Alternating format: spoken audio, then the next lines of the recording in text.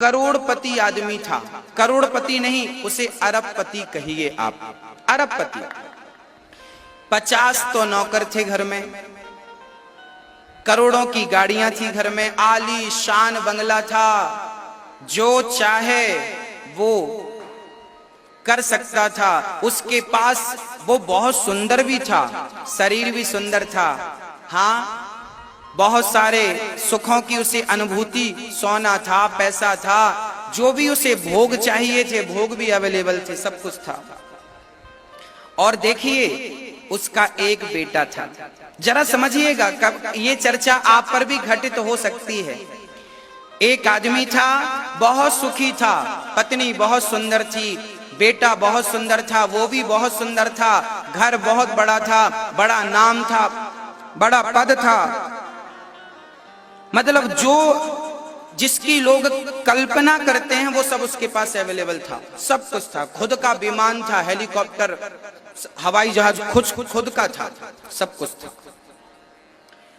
उसका बेटा जब 20 वर्ष का हुआ तो जवान बेटा किसी दुर्घटना में मर गया।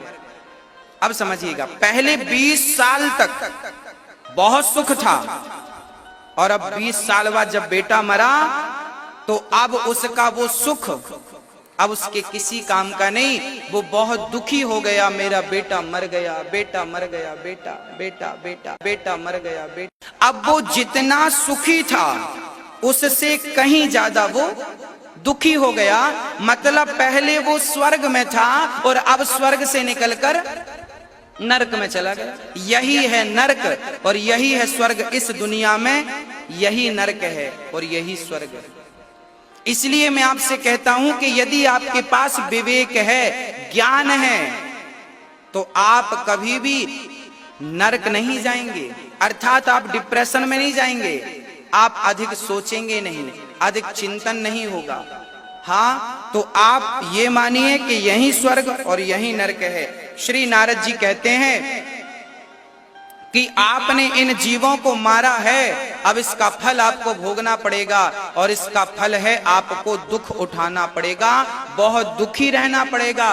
कई लोगों को आपने देखा होगा वो अपने जीवन में बहुत दुखी रहते हैं।